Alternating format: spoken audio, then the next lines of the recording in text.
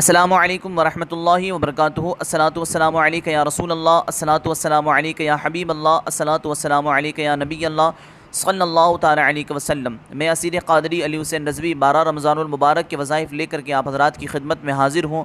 آپ حضرات ان کو کریں اور رمضان المبارک کی خوب برکات حاصل کریں۔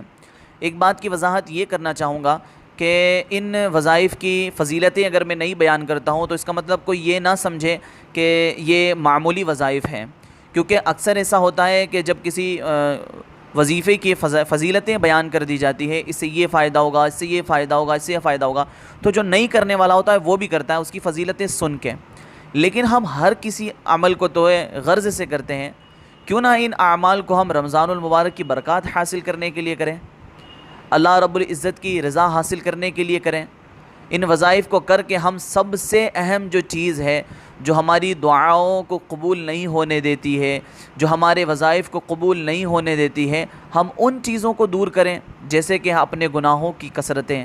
ہم اپنے ان وظائف کے ذریعے ہم اپنے گناہوں سے جو ہے اللہ رب العزت کی بارگاہ میں سچے دل سے توبہ کر سکتے ہیں ہم، کہ جب ہم اللہ رب العزت کی نافرمانیاں کرتے ہیں اور اس کی ناراضگی حاصل کرتے ہیں تو یقیناً جو ہے پھر اس کے بعد اس سے بڑی محرومی ہمارے لیے کیا ہو سکے گی۔ تو ہمیں تو کوشش یہ کرنی چاہیے کہ ان وظائف کے ذریعے جو ہے ہم یہ وظائف کریں اللہ اور اس کے رسول صلی اللہ تعالیٰ علیہ وسلم کی رضا کی خاطر، اور پھر ان کے وسیلے سے جو ہے حضور صلی اللہ تعالیٰ علیہ وسلم کے وسیلے سے جو ہے دعائیں کریں اپنے مقصد کے لیے، تو یقیناً وہ دعا بھی قبول ہوگی، پھر نیک نیتی کا ثواب الگ آپ کو ملے گا۔ تو یہ فائدہ بہت اچھا ہے، آپ اس طریقے سے جو ہے ان اعمال کو کریں۔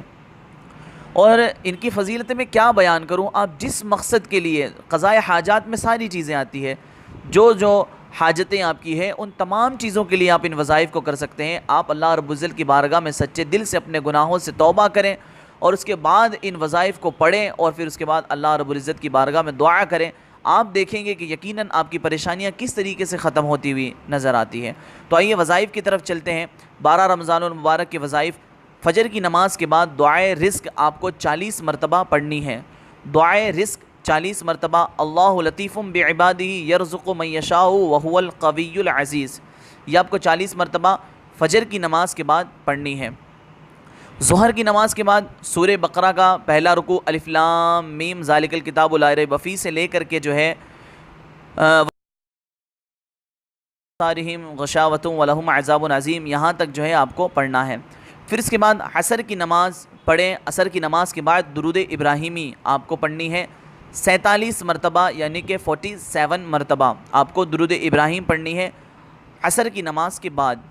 پھر مغرب کی نماز کے بعد آپ کو سورہ بقرہ کی آخری 2 آیات جو ہے آمن الرسول بما انزل الیہ من ربہ والمؤمنون سے لے کر کے آپ کو پڑھنا ہے انت مولانا فانصرنا علی القوم الکافرین، یہاں تک آپ کو پڑھنا ہے۔